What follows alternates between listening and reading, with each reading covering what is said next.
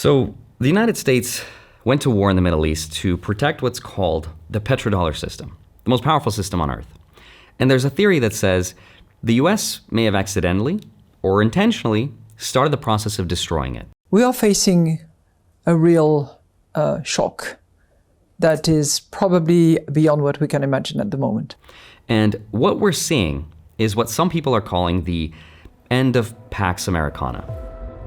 History in the future will look back at the year 2026 and mark it as the beginning of the end of Pax Americana. No matter how you define Pax Americana is coming to an end. Okay, so right now, there is 6 countries in the middle of this chess match over basically the thing that runs the entire world, which is energy. And depending on how the next few weeks play out, we could be looking at a couple different outcomes. And before I explain what they are, I just want to set the stage for what's happening. Because the reason all of this is pretty bad is because it's happening at the worst possible time. Because interest rates, for example, have been high for longer than most people have expected. And that's been breaking things in the economy. For example, there's a $9.4 trillion shadow banking system called private credit. Companies like Blackstone, Apollo, Blue Owl, all of which lent money to businesses and pension funds and everyday retirement accounts. And now investors want their money back and the system can't return it. Which is also why those private credit stocks, which are also some of the biggest financial institutions in the world, are collapsing in terms of their share price. That's problem number 1. Problem number 2 are jobs and AI. According to Jerome Powell, we are now at net zero job creation for the last year. Effectively, there's zero net job creation in the private sector. So this is not good. Companies are basically using AI as an excuse to lay off thousands and thousands of workers, or just not hire anyone at all. Problem number 3, the national debt. The government is spending way more money than it's making, especially now with what's going on in the Middle East. What's clear is that our debt is growing much faster. The federal government debt is growing substantially faster than our economy. It will not end well if we don't do something fairly soon. Problem number 4 is what's happening to long-term bond rates, which are going up, which means interest rates, and therefore the cost of borrowing money may go up as well. And that's not good. Problem number 5 is the war in Iran, which might be the match that sort of sets off the economy, if it doesn't end soon. That is the world right now. Having said all that, let me explain the game that I think is being played, how this affects investors and the stock market, and the 3 possible outcomes that I think could potentially happen, and what I'm personally doing with my own investments. So with that said, let's get into it. Hi, my name is Andrei Jikh. Hope you're doing well. Come for the finance and stay for the simulation. There's a lot to get through, so let's do a quick refresh of who the players are and what they want. So player number 1 is the United States. What does it want? It wants to preserve what people call the global hegemon status, right? In other words, it wants to stay on top and to keep oil priced in dollars all around the world. It wants to keep the world borrowing in those dollars and putting those profits into US treasuries, aka the bond market. It wants to keep the same military and financial dominance it's basically had since 1945. Player number 2 is China, and it wants the opposite. Right? It wants to dethrone the dollar, it wants control over cheap energy for its economy, and it wants to become the price setter for global commodities without getting involved in any wars, right? It wants to do that without fighting anyone. Player number 3 is Russia. Russia has oil, it has weapons, it has commodities. It is looking for allies willing to pay in something other than a currency that can be frozen, like what happened to them in 2022. Right now, Russia is arguably one of the biggest winners from what's happening in the world today. And they're helping Iran put pressure on the West, and they're expanding their sphere of influence by helping other nations build out their infrastructure. Player number 4 is Iran. What do they want? They want to survive just long enough. Now, I'm not a military strategist or an economist for that matter, but there's a lot of talk about asymmetric warfare, which is where Iran is spending a lot less money to defend the strait using cheaper drones versus the very expensive missiles that take a long time to manufacture. Now, I can't really comment on any of that, but the truth is, Iran does not have to win the military war. They just have to pressure the global economy long enough for the world to say, okay, our wallets are starting to hurt, please stop, right? Which is also why every single day we are seeing conflicting data. Trump says, we're negotiating peace. Then he says, okay, just kidding. Then he says, okay, we're still fighting. And Iran's like, no one's negotiating anything, right? Now, because of this conflicting information, the market and oil is crazy volatile right now. And this could be very intentional because it is very profitable for those who can be on the right side of volatility if they have the right information. And a great example of this is a $1.5 billion futures contract that was placed a few minutes before Trump announced a peace negotiation. Right? Once it was announced, the value of that trade went way up, and whoever that person was made over $60 million in less than 20 minutes. That's pretty crazy. Now, whether the war continues or stops, every day that strait is closed, the global economy suffers, which gives Iran a strategic leverage point over US interests. By the way, the most important chart you're going to see right now is this one, which shows total transit tanker calls. And as long as this chart is down, the market will continue to be extremely volatile. Iran also wants a security guarantee that it won't be attacked again. It wants the US military out of its backyard. It wants to be repaid for all of the damages done so far. Okay, so that's Iran. Power player number 5 is the GCC, which is a group of countries that includes Bahrain, Kuwait, Oman, Qatar, Saudi Arabia, and the UAE. The Gulf states want stability and protection, but they're also hedging between the old system, aka the petrodollar, and what could be the new system. Now, arguably the last player of this game is us, right? Our 401ks, our gas prices, our jobs, food, our savings, all of that is sort of in the middle of this crazy chess game. So those are the players, and now let me tell you what the game is. So here's what the game is. The game is about control, and in order to get control, you need control over two things, which is oil and gold. And there's an interesting theory about what Iran, Russia, and China are doing right now. The theory says they figured out that they don't need to fight the petrodollar, right? They just need to build an alternative system, and each one of these countries has a part of the missing puzzle, if you will. For example, Iran has the choke point. It controls the Strait of Hormuz, of which 20% of the world's oil flows through every day. And every day that the strait is closed, the global economy gets a little bit more desperate. And Iran is using that leverage to make an offer to the world. Their offer is this: hey guys, the strait is actually open. You can pay for your oil in Chinese yuan, and then we'll let your ships through safely. Now, Russia has the alternative supply. Every Asian country that's running out of Middle Eastern oil has one alternative seller that is willing to do business right now, which is Russia.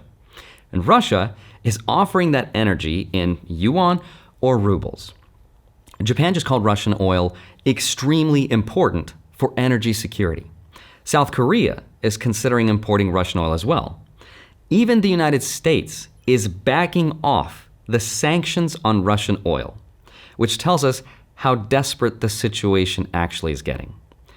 And of course, China has the payment rails. Now, what's interesting is that the yuan is not actually freely traded. Like, you can't just go buy it on an exchange right now like dollars or euros. The only practical way to get yuan is to sell something China wants. And historically, what China's always been willing to accept is gold. So the actual transaction looks something like this. You sell your dollars, you buy your gold, you sell that gold to China in exchange for yuan, you take that yuan to Iran, and then you buy the oil and your ship gets home safely. Right, so China now gets to sort of be right in the middle of this transaction. It gets to decide the exchange rate between gold and oil, which means China's deciding what the dollar is worth relative to everything else. Okay, what is the evidence of this then? We can look at something like Swiss gold exports to Saudi Arabia. Starting in 2022, which was when the US froze Russia's dollar reserves, Saudi Arabia started buying gold at a much faster rate through Switzerland. Here's a chart you can see. Now look at Chinese exports to Saudi Arabia over the same time period, right? Saudi Arabia is buying Chinese goods and gold while selling oil. This next chart shows Swiss gold exports broken down by destination. Look at the Gulf countries category. That's the whole GCC region. It goes up starting in 2022, again, the same year. Every single Gulf country watched the US freeze Russia's dollar reserves and thought, well, hey, if they can do this to Russia, they can do it to us, right? And Switzerland is how they're moving it, using something like an offshore yuan clearing bank account, meaning you can swap gold for yuan there without ever touching the US financial system. And it's not just the GCC. For 3 of the last 4 months, the biggest thing the United States was shipping out of the country by dollar value was gold, specifically what's called non-monetary gold. That means physical gold, actual bullion, coins, and things like that. The Wall Street Journal reported on this as well, which means the US is already settling a portion of its own trade deficit in gold. And Iran has created a toll booth for the whole world. And the toll booth has to be paid in yuan, which is paid in gold. Now, there is a problem though. The oil market makes about $4.1 trillion worth of oil every year. It's a lot. And the entire gold market makes only about $485 billion, which means the oil market is roughly 9 times bigger than gold. So even if a fraction of global oil starts getting settled through gold as the conversion layer, the demand shock to gold could be unlike anything the market's ever seen, because the gold market is just too small to absorb oil without the price moving in a very big way. That's speculative, but that's one theory. And that's why some people believe that gold could ultimately go much, much higher in the long term. So that is the game. Okay, so while all of this is happening, we're also experiencing pain in the bond market and the stock market. But let me try to make sense of the bond market first. Why is the bond market so important? It's important because the bond market decides what our borrowing costs are going to be in the future. So at the start of 2026, there was basically one thing that almost every major bank and hedge fund agreed on. Interest rates were going to come down, right? The Federal Reserve was going to cut rates. Borrowing was going to get cheaper, and the economy was going to get a soft landing, and stocks were going to keep going up. That was the narrative. JP Morgan said it, Goldman said it, everyone was. But what ended up happening was the opposite. Long-term bond rates have started going up. And in just a few weeks since the Iran war started, the 10-year US Treasury yield has gone up significantly. By the way, I bring up the 10-year Treasury bond because that bond is arguably the most important one to look at when trying to understand what's happening to interest rates. So basically right now, interest rates on long-term bonds are going up, and that is bad. Why is it bad? Well, it's bad because the US government is now paying a lot more to borrow money than it was a couple weeks ago. And it's happening at the worst possible time because here's how bad the US financial situation is right now. This graph tracks what's called true interest expense. It's a way of measuring how much of the government's tax revenue is already spoken for before it funds roads and schools and things like that. This number combines Social Security, Medicare, health spending, and interest on the debt. Right now in February 2026, true interest expense was $408 billion. That's what the US has spent. What the US made, aka the total tax receipts that same month, was $313 billion. That means the government's basic obligations already exceed everything it's made in taxes by about 30%. By the way, this was before the war, before the Pentagon was like, we may need $200 more billion, please. And also before Trump asked for a $1.5 trillion military budget. Now, all of this sort of breaks the expectation of the bond market, because here's how bond investors see this situation. They're like, so you're spending way more money than you're making. You are invading a country that might affect global supply chains, which affects food and energy for the entire world and has a cascade effect on everything, and you want me to lend you my money. Well, okay, if I'm gonna lend you money and buy your bonds while the world's on fire, I'm gonna need you to pay me more money. In fact, because of what's happening in Iran, I might need to sell some of my bond holdings to pay for my food and gas. So if you want my money, you're gonna have to pay me more. That's what's happening right now in the bond market, which is also why 10-year term premiums, which measure how much extra compensation investors want for the risk of holding long-term bonds, are also going way, way up. This is not just in the US. In the UK, the 2-year yield just made the biggest move since October 2022. You might remember it was called the Liz Truss moment. That's when the UK Prime Minister announced a budget that scared bond markets so bad that the Bank of England had to get involved to prevent a complete collapse of the UK pension system, right? So UK yields are now up a lot in just a couple weeks. Now, why this matters to the US, though, is because European and UK investors own about 40% of all US treasuries held outside the United States. And Europe and the UK are hurting for energy, which means when their bond markets crack under the potential pressure of an oil shock and rising inflation and their need for food and energy, those investors have to sell something to pay for it, their US treasuries, so they can get the cash to pay for all those necessities, right? And that does what? It pushes US yields higher. The UK's bond problem then becomes a US bond problem. We saw this happen in 2022, and it's kind of happening again right now. That is just the bond market. Well, then there's the stock market side of it. And here's how bonds sort of play into the stock market. When long-term bond rates go up, maybe because nations are selling their treasuries, stock valuations tend to compress. The overly simplified logic for this is, if you can get a guaranteed 4 or 5% return from a government bond, completely risk-free, right? Then why would you take the risk of owning stocks unless you were offered something better? Right? Most people probably wouldn't, especially in a time when AI and robots are expected to take people's jobs, in a time when private credit companies are under stress. So if you have money, then why risk it in the market? That's the overly simplified logic. So capital starts rotating, meaning money moves out of stocks and into things like bonds, into commodities. Now, here's something really interesting to look at. This right here is a graph showing US job openings versus the stock market, aka the S&P 500, going back to the year 2000. So for 25 years, these two lines have moved together almost perfectly. And it shows that when people have jobs, stocks usually tend to go up. When jobs dry up, stocks tend to go down. Makes perfect sense. More jobs means more spending, means more corporate profits. But what's happening right now is the opposite. Job openings are collapsing, but the S&P 500 is still going way up. The market is now completely disconnected from the job market. Why? Well, because right now, the market is betting that AI will increase corporate profits even if it gets rid of the jobs that created those profits. It's essentially betting that companies will continue to get richer even if their customers get poorer.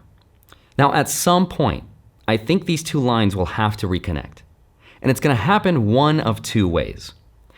Either AI will be so productive and gets us so many more jobs that it boosts the jobs line, which is basically the optimistic scenario, right? Or AI is so productive that we won't need the human jobs. So the lack of jobs drags the stock market line down to it. Right? Either way, I think those lines will reconnect at some point, but no one knows which way it's going to go.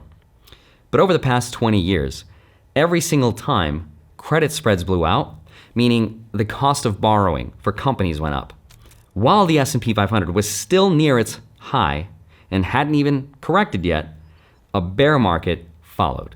Every single time, 3 for 3. And right now, credit spreads are blowing out while the S&P is still only in a minor pullback territory.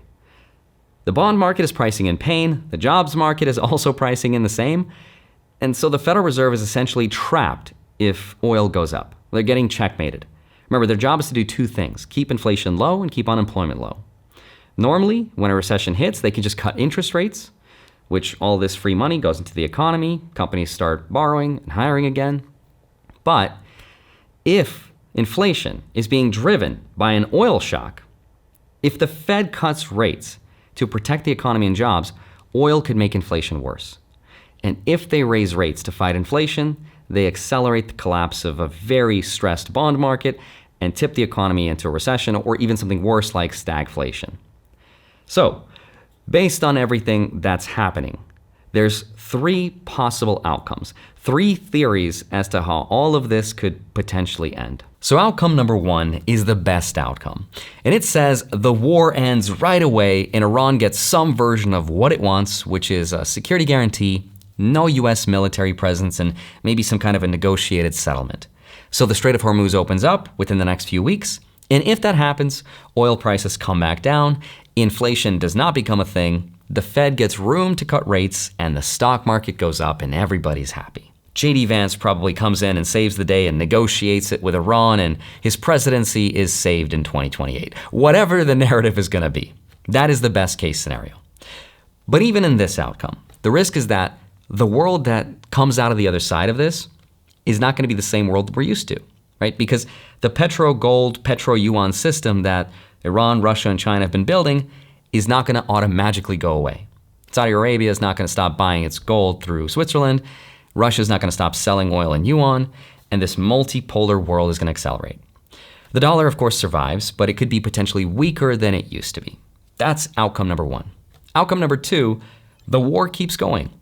Hormuz stays closed for another 3 to 4 weeks, and that is roughly the point where economists say things start to break, and they're very hard to reverse, and they take a very long time to rebuild. We could see bond markets in the UK and Europe start to crack. Foreign holders of US treasuries are going to have to start selling their treasuries to pay for their energy and food. And that makes US treasury yields or interest rates go up. So the stock market finally catches up to what the bond market's been saying. Credit spreads blow out, corporate earnings get slashed, and you get a credit crisis that some people compare to 2008, right? Job layoffs and all assets go down. There's very little places to go to protect yourself financially, except maybe other than things like cash in the short term and gold in the midterm. But it's really hard to say. That's outcome number two. Outcome number three, the war drags on even longer. Long enough that bond markets start to break, right? Meaning yields or interest rates go up so fast, the US government literally cannot afford to keep borrowing at those rates. And at that point, the Federal Reserve and the Treasury step in because they face a choice. Either let the bond market collapse, which takes the entire Western financial system with it, which of course they will not let happen. So instead, they'll pick option two. And that's what people are calling the big print, or yield curve control. That's when the Fed injects liquidity into the system into an oil spike, which has never been done before in modern history. Every other time the Fed printed money, oil was cheap or going down. And what we know is that printing money with cheap oil just inflates asset prices. Printing money with expensive oil inflates everything: food, energy, rent, and every input cost in the economy. And if people can't afford to buy the basic things, that's not good for stocks. That scenario turns into what some economists call a hyperinflationary sovereign debt crisis and stagflation. In this scenario, everything gets hurt, except for, again, potentially cash and gold and maybe Bitcoin, but none of that is guaranteed. That's arguably the worst possible outcome, and hopefully it doesn't happen. Now, there is technically a fourth option, which I talk about in another video, where the government controls inflation using gold. They do that by repricing gold much higher. It's basically an escape valve to control the price of oil. But you can watch that video somewhere up here. Now, if you made it this far, here's what I'm doing with my own investments. But please keep in mind that this is just based on my circumstance and my risk tolerance and my net worth, all of which may be drastically different than someone else's situation. Personally, though, I have rotated a lot of my portfolio into cash and short-term treasury bonds. Now, I still have my dividend portfolio, but as of right now, I'm cautious about the S&P, and my cash position is probably around 40% of my net worth. I did this rotation a couple of weeks ago, right at the start of the conflict, because I didn't really like what I was seeing. Now, the market could very well go up significantly from here once the market is fully convinced that the Iran war is over. As of right now, I don't think the market is buying it. But if it happens, if the war ends, I'm okay with missing some of those gains. But that's just me.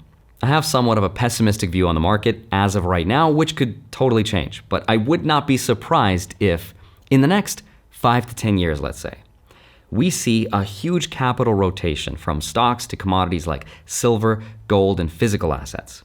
Now, that may not be right now, but there have been moments throughout US history when commodities have outperformed stocks, and vice versa. I think it's really important to pay attention to this sort of rotation. Now, gold has arguably already been in this cycle for a while now, especially when measured against the S&P. Unfortunately, I don't really have any meaningful amount of gold or silver, but I hope that'll change in the future if I get an opportunity to buy some. But for now, I'm playing it safer than I was before. I've also got rid of my debt. I don't want to have any debt. No credit card debt, no mortgage debt, which is also why I sold my rental a while ago, arguably at the peak of the market. I also have my Bitcoin, and I bought more when it dipped to the mid-60s. I'll be buying more below the 60s if it gets there. And I'm also stocking up on some extra supplies around the house because I would rather have them and not need them than the other way around, because I don't know how bad supply chain issues could get. They may not, but I would rather be prepared and ready no matter what happens. That's just me personally, but I highly encourage you to please do your own research.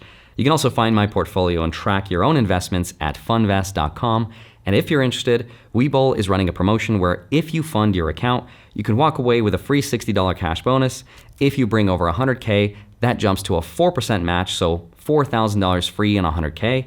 They'll also cover up to $100 in transfer fees. And the nice thing is, Webull is SIPC insured, so your investments are protected up to $500,000. I've been with Webull for over 6 years now. Their offer ends March 31st. Link is in the description as well. But in the meantime, I'd love to hear your thoughts and theories and what you're personally doing to prepare. But as always, I hope you have a wonderful rest of your day. Smash the like button, subscribe if you haven't already. I'd love to see you back here next week. I'll see you soon. Bye-bye.